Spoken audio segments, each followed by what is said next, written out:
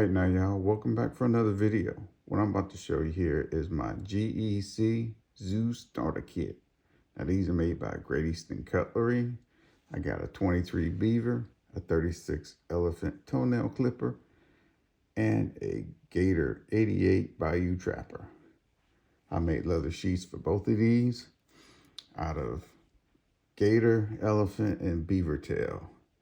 So if you want to stick around, check it out. I'll show you each one, talk a little bit about the process of making it, and the knife, and which one's my favorite one.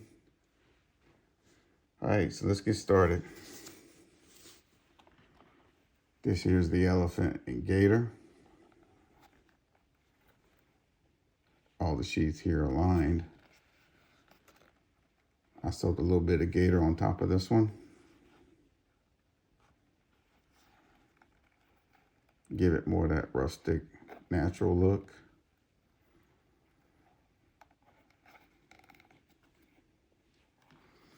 This is the 88. I like this one. It's a Northfield. It's real smooth.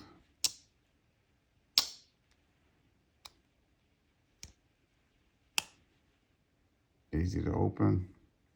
I like the feel in the hand. This is my favorite one.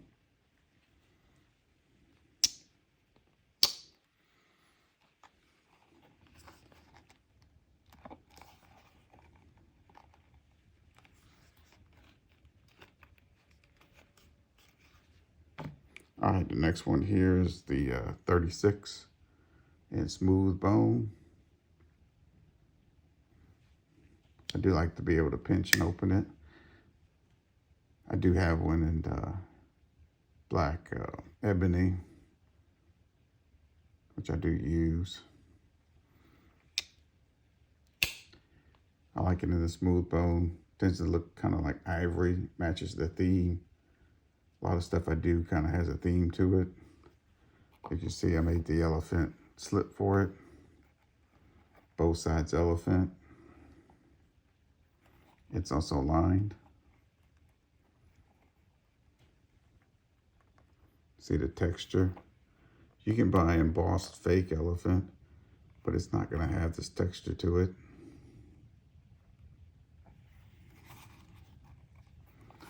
I wanted to make something that looked like you would take on a safari with you.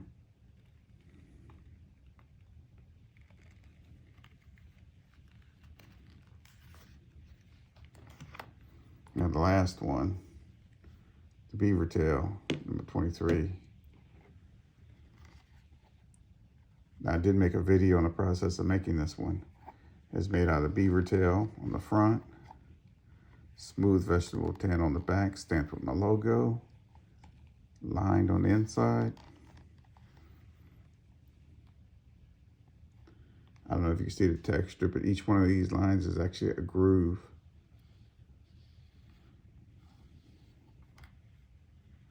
It has a nice feel to it. It is very durable leather. Waterproof. It will last a long time. I do plan on taking this knife camping with me. I do like the texture, this texture versus the jig. And the problem with these knives is they're hard to open. They are like, you can see what I'm talking about. But I like the liner lock. If you're out camping, you don't want a knife to close on you. It's got a long blade.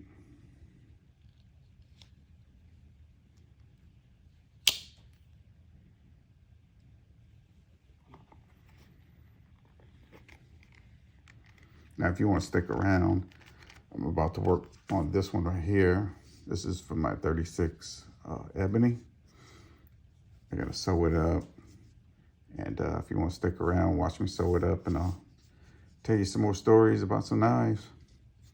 All right, now give me a minute to get set up. All right, now y'all, I've got to put in my stitching pony. This is one of my most favorite ones. I bought it from Artisan Leather Supply. they don't have any knobs down here where you can catch on to anything.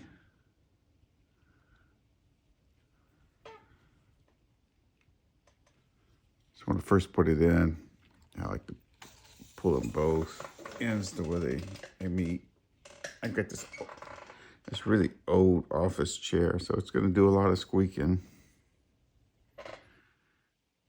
That way we got both needles even with each other.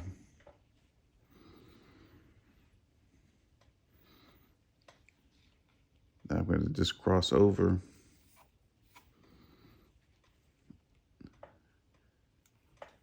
This elephant is extremely difficult to see what you're doing for stitching. Every time I use it, and I think I'm not going to use it again, but I wound up using it again.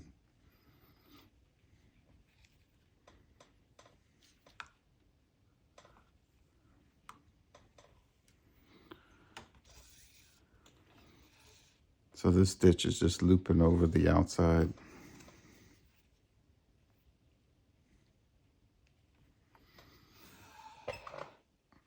Gives a little bit reinforcement to the edge there. In a minute, I'll show you the knife I plan on making this for.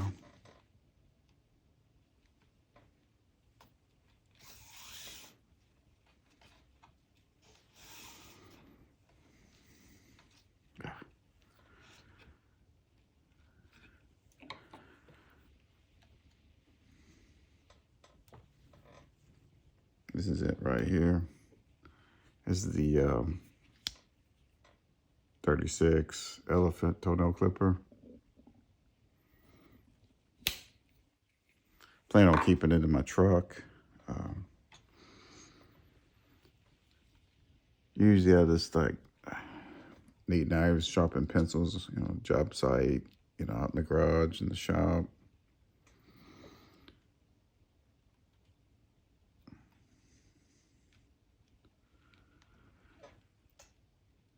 I can remember the first knife I ever bought. I was in the 3rd grade, went to the state capital of Louisiana on a field trip. And in the gift shop, they had this little pocket knife. And I thought it was just the coolest thing ever. And even before then, I've had pocket knives, But that was definitely the first one I ever bought. Nowadays, you can't. Kid think he's about buying a pocket knife on a field trip. He's going to jail. Things were a lot different, Talk about how things were different when, we were young. Imagine our kids, how they're going to talk about things are different when they were young. So it's probably going to be a whole lot worse. One of the knives I still have left from my childhood is a knife my dad gave me when I was 10 years old.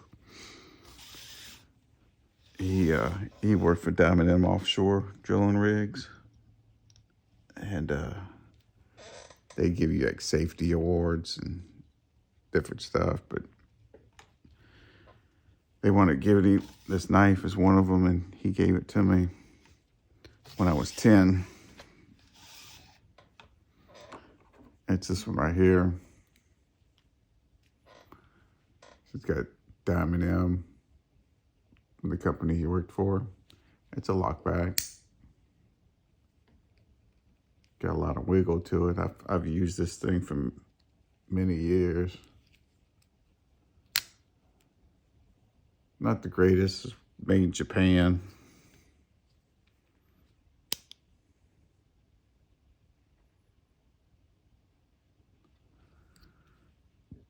But when you're 10 years old, that's really cool.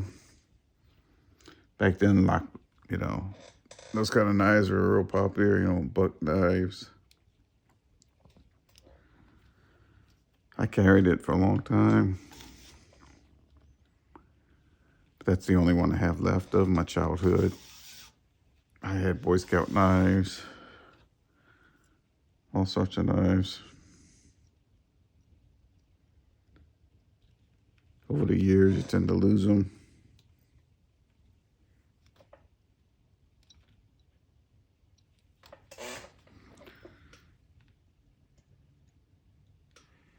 My dad never really carried a pocket knife as much as he left them in places he needed them. It'd be a knife in the glove box, knife in the boat, knife in the shed. Pretty much wherever he needed a knife, he had one. My grandpa carried knives.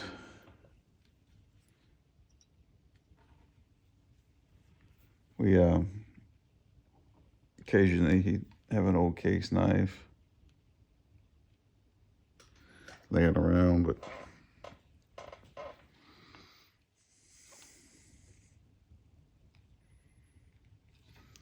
this is extremely difficult to see.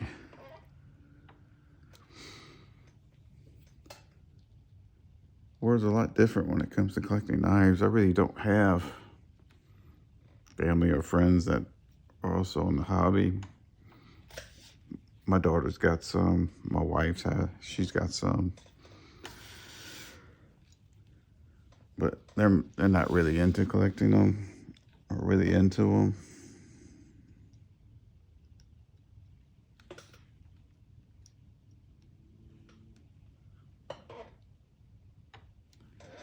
So I really don't have, a whole lot of friends. A few people I've just become acquainted with on the internet so far.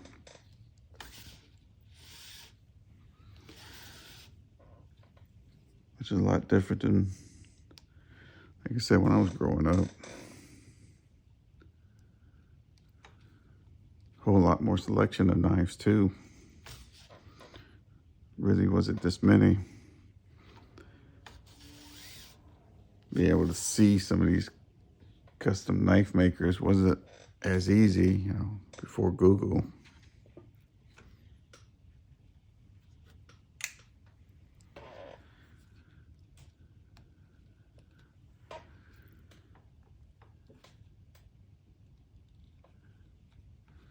I've got, let's see, all the brands are pretty much Case, GEC, Benchmade, ZT, I don't know, a few others probably, Leatherman. I've got one of the old mini Leathermans back in, I want to say the early 90s I bought it. It's pretty cool. I'll have to show y'all. This channel really isn't going to be as much of a review of knives. I'm not going to be out cutting them and showing you the different steels and stuff like that. I just want to show you a knife and show you what I like. These people over here talking about this carbon steel, 1095, A125, whatever, all these steels. When I was a kid, we didn't have all these steels. We just had metal. Your knife was made out of metal. You didn't have a choice. You just what you got.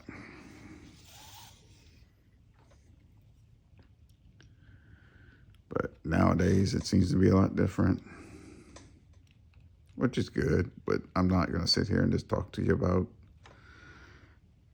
steels and how they cut, what they are. Because I do know it's not really as much as the steel as it is getting it tempered right. I mean, you could say you got the best steel out there, but if it's not tempered right and things aren't done right, it ain't gonna work. The right steel is just half the process. You can take a crappy steel, if you temper it right and do everything right with it, it'll outperform some of the best steels that were tempered wrong.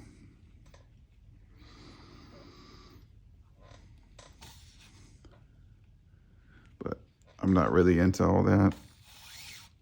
So like I said, you'll just see what I got, what I make. One thing about making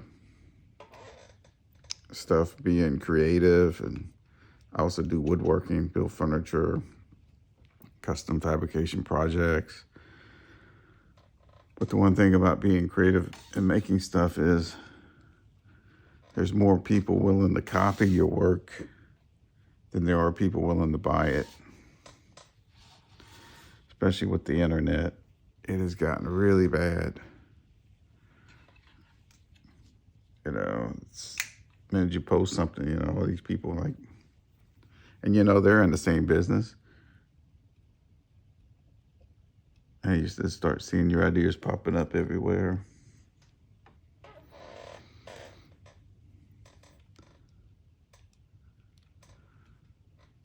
You know, I had a friend that I've got a big CNC machine, CNC router, 4 foot by 8 foot. And I had a friend that he quit his full-time job because he was making these state cutout cutting boards. So you can buy a cutting board the shape of your state. And boy, he was making them like crazy. And all of a sudden, everybody else is making them. Walmart actually started importing them from China. That's how popular they were for a little while. And they pretty much killed him. I mean, he was doing great, you know, but once everybody else started doing it, seems to be the new business norm. It's like you can only get a few months out of a product before everybody else is doing it.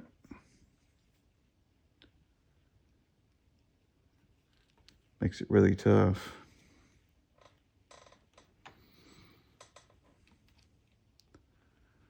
Trying to work around this corner here. If you're into leatherworking and you're watching this, or you want to get into leatherworking and you're watching this, I don't really do tool recommendation for stuff I don't have. If I have it and I use it, I'll recommend it. Like some of these starter kits out there, people, you know, tell you, oh, go buy a starter kit from Amazon. I'm not going to tell you to do that. I don't have one. I never did. I'm more the kind of person that I buy it right the first time. I'm real leery about cheap tools. You know, I bought twice before.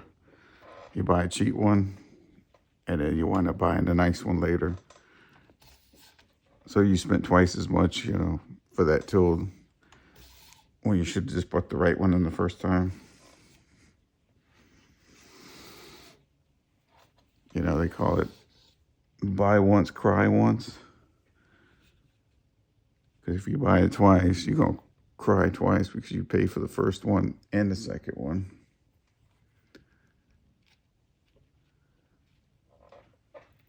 Some of this stuff is personal preference. Some of it's just really good tools.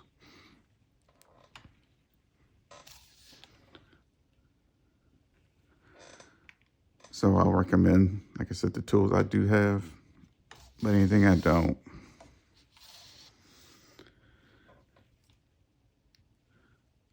My advice is probably a little bit more the advanced side. I mean, the beginners, there's so many beginner videos out there. I'm just not going to sit there and do that when you can go watch another one. I mean, that's all we need is another how to get started, you know, video.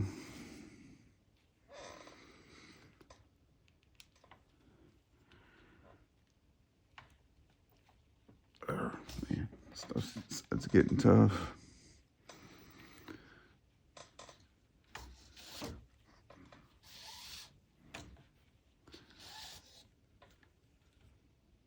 I do have some heavy-duty sewing machines.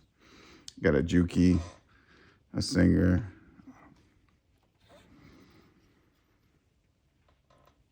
Oh all my leather work is pretty much done by hand.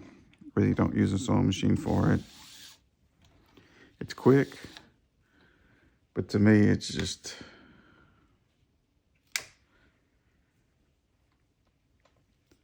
I don't know,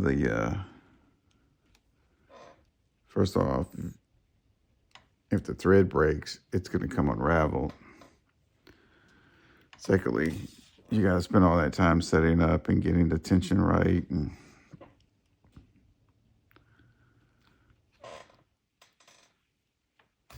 I mean, if you're sewing the knife sheets, they've got some pretty good machines that do a really good job of that. But for stuff like this, I really don't think it's worth it. It's not going to give you the quality you get from hand sewing it. Plus, you won't get to watch me do it.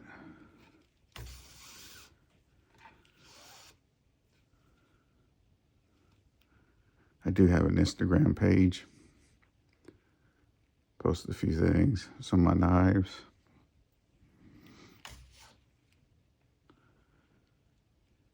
A few other projects. I need to start posting some of the projects I build. I used to have a lot out there, but something happened. My Instagram site, they kept wanting me to prove I was over 18. And I kept sending them stuff, and they wound up just canceling my page, and I lost everything.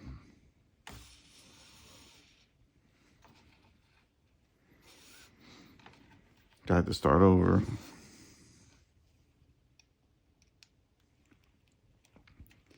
Out here, I live out here in Texas. I'm originally from Louisiana, but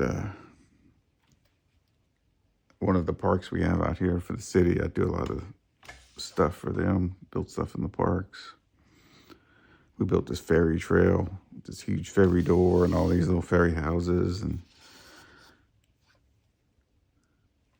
I have a little bit of that on my Instagram. I use that CNC, just built everything with it.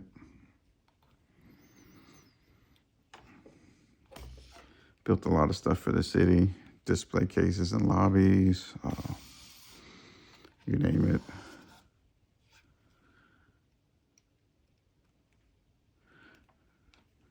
One of the main things I do with my knives is to sharpen pencils. I cut string, rope, other stuff, but majority of the time it's because I need a pencil. Mark the lines.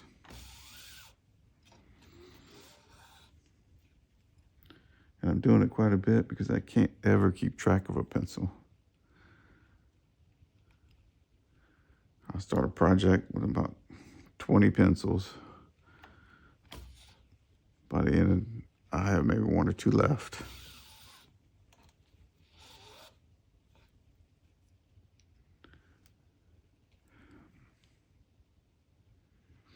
See a lot of people carry, but you really don't know what they do with them.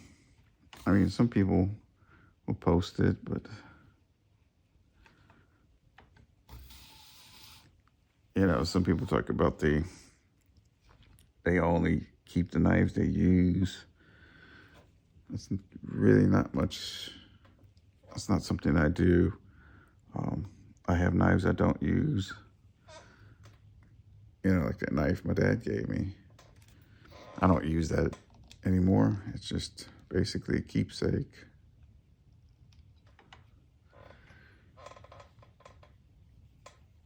But, I mean, it's not like I'm going to get rid of it because I don't use it. Sometimes I'll buy a knife and buy two of it. And one will be a user and the other one I'll keep just in case if I ever lose the first one.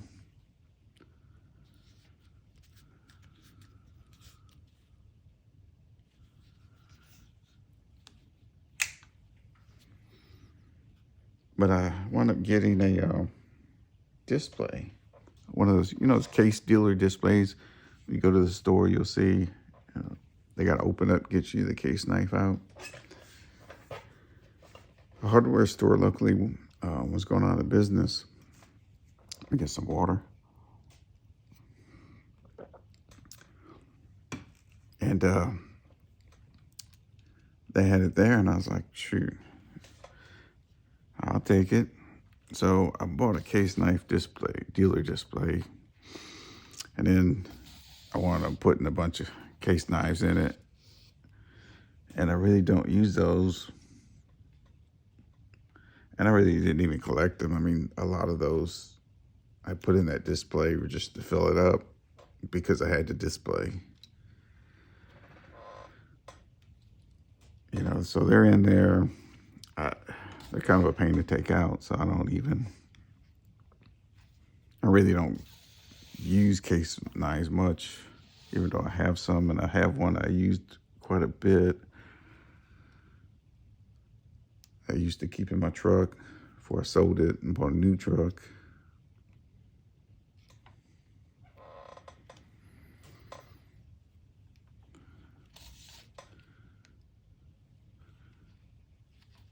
But as far as, you know, collecting, yeah, I got some I like to enjoy. I mean, they're works of art. People made these with their hands. You know, you don't ridicule somebody for having too many Picassos. Whether you got 1 or 100, it's all the same. So I've got way more than I'll really use. And there's some I'll probably get rid of. Just because it's not really means much to me. Plus, I like the knives I do collect kind of have a theme to them. You know, the elephant toenail clipper with this elephant leather.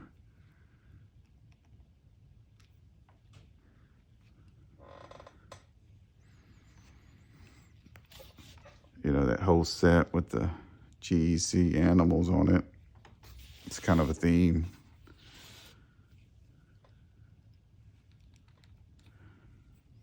I was glad when they came out with that Bayou Trapper with the gator on it. That is definitely my favorite one there. And not just because of that, but it fits really good in the hand. It's a nice design. You know, it's not cool looking like, you know, some of these Vipers and other stuff people were sought after. But things that usually are fit good and look good really aren't cool.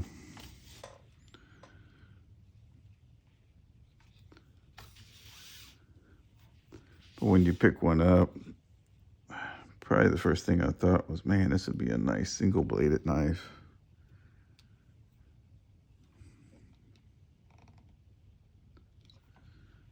But even given that, I do like the 88.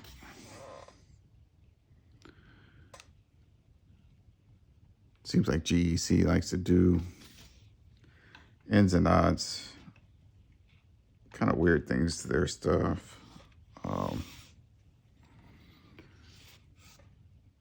Like the number on it, the 88 is the pattern, and then the next 8 is the main blade, which is that muskrat blade.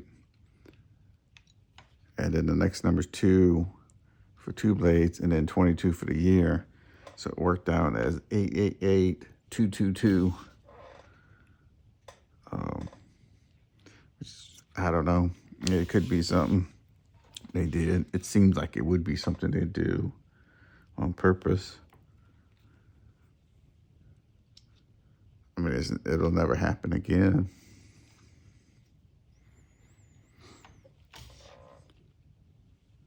But yeah, there's a lot of patterns I wish they'd come out with. I wish they'd be easy to get.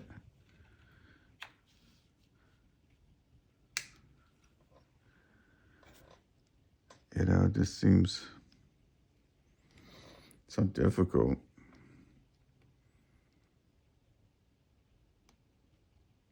People out there flipping them on eBay.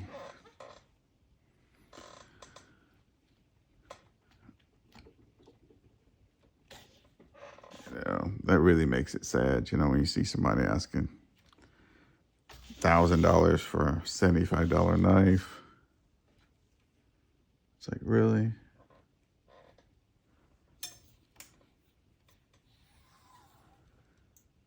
Sometimes you gotta stretch your thread out. It'll start to kind of wind up.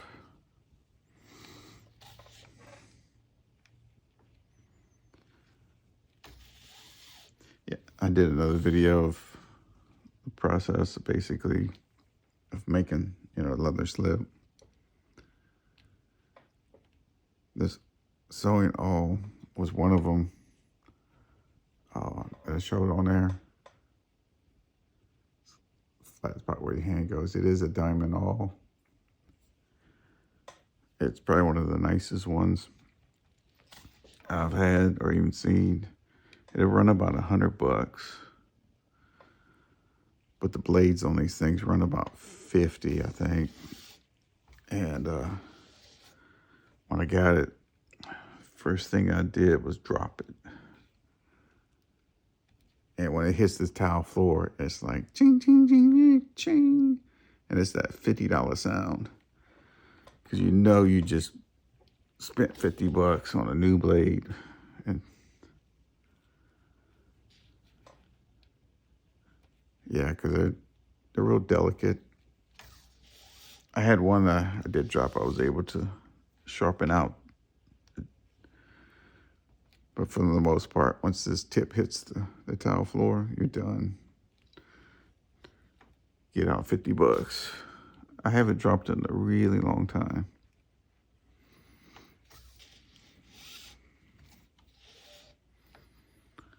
Almost done with this thing.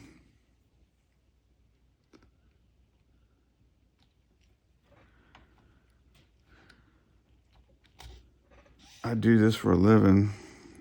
Everything I do for a living. So I do post on Etsy. Sell a little bit there. It's hard to keep up. It's hard to make stuff fast enough sometimes. And then it's hard to put money into something and it sits there for a year thinking someone will buy it. They finally do. That's the worst part about Etsy.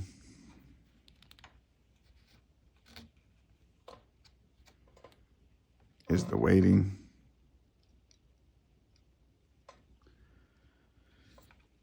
You can spend a lot of money on leather and supplies, and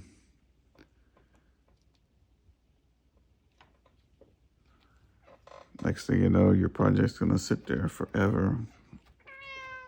Hey, it's my cat.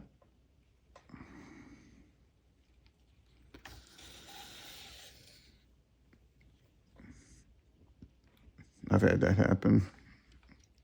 I do make these ADC wallets for the Microtech Exo sets. And I'll make like 2 at a time. And those take, a few months. It'll sell.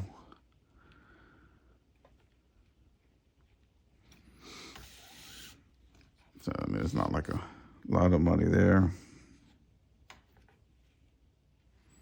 Type deal.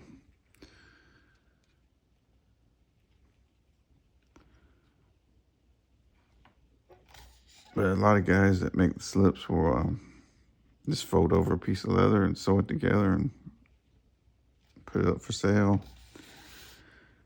See, the majority of my stuff takes a lot of effort. And it's my fault. It's like everything I do, I try to be as creative and it becomes more difficult and time consuming. Somebody asked me about, advanced leatherworking, and I want to be, you know, professional and stuff. And I told him the main difference is when it's never good enough, no matter what you do, when it's never good enough, that's pretty much an advanced person. No matter how many years you've done it, you constantly struggle with making it better and better and doing the next, you know, best one. Because I'll see people out there that are just making stuff. They'll just make it and be done with it. Then you see the people out there, it's like, well, that's not good enough. I got to do it better. I got to put a better one out there. I got to make it greater. Those people tend to don't do well with production. Like me, I hate making the same thing over and over again because I want to start with the next creative thing.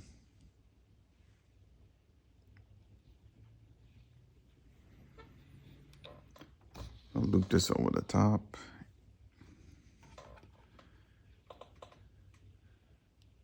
Got a bunch of thread coming through one hole here.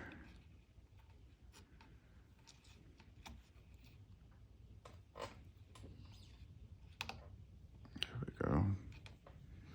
You pull it as your needle comes through. You pull it to make sure it's not stuck through the needle.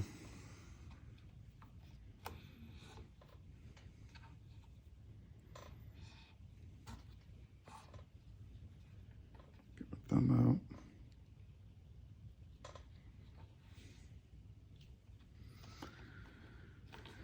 Alrighty, seems to be it. It's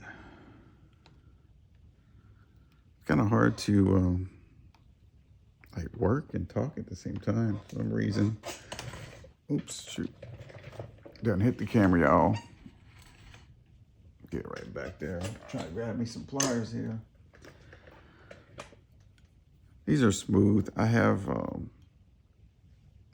like, there is some smooth pliers. I do have some other pliers I use, actually better than these. You don't want to maul up your needle. Otherwise, if you use a pair of pliers on your needle and you get jagged edges on there, it'll catch as you're trying to put your needle through. Goodness.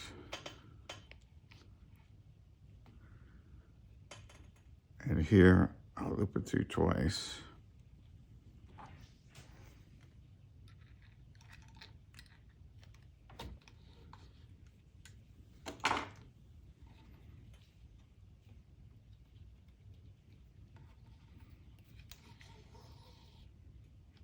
Where did I mess up?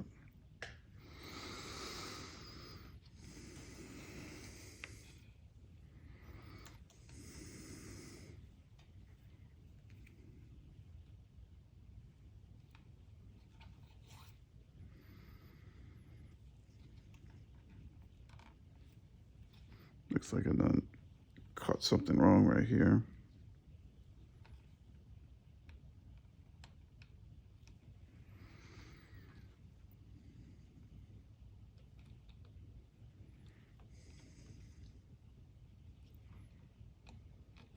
Trying to get it through. It's so difficult to see this. There we go. I got it now.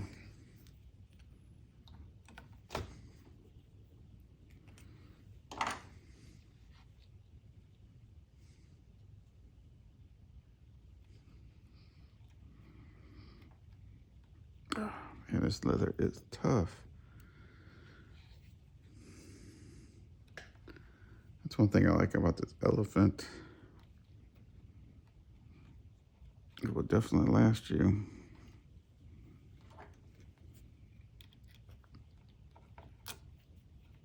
Ouch, man, I stuck myself.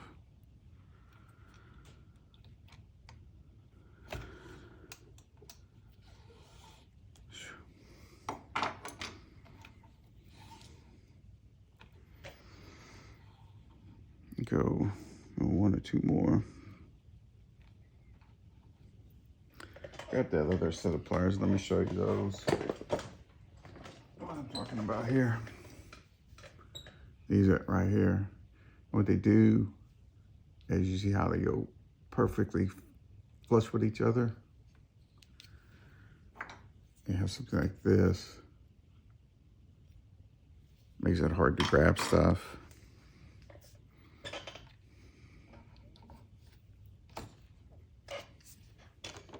They both work. I just like the plastic ones better, so they don't scar up your needle. And then once you put your needle, if you got, a chewed up needle and you're putting your needle through there, that needle's gonna rub your thread.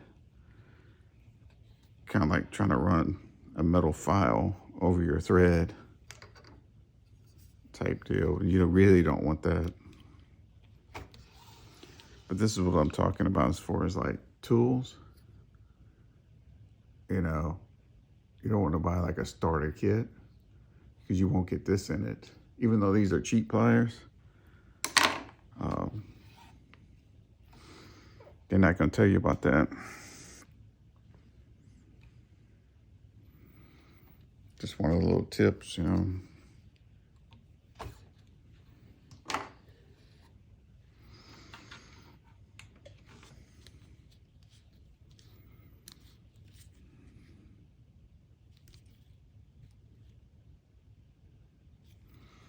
That seems to be it. We go burn the threads and put the knife in it. And I'll go ahead and let me move the camera over and y'all can watch me do that too. I'll show you this. This is one of the things I do use.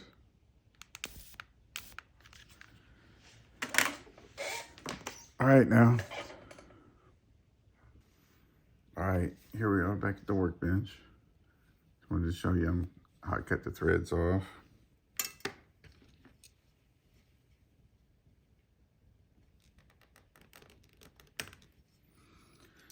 Just like that. You leave a little bit on the edge.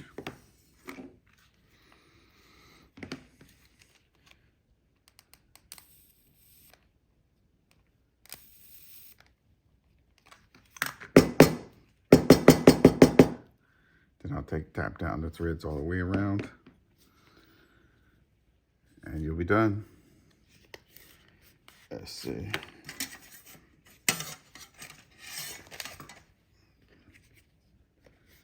Got a deer antler. What you want to do is, because sometimes you glue it together, the glue will be like further out. So you just want to separate that area that's glued.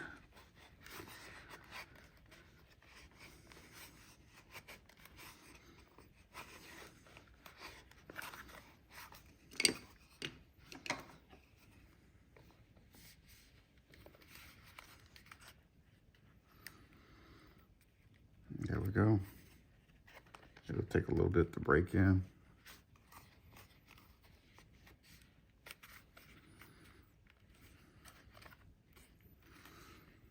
And there you have it.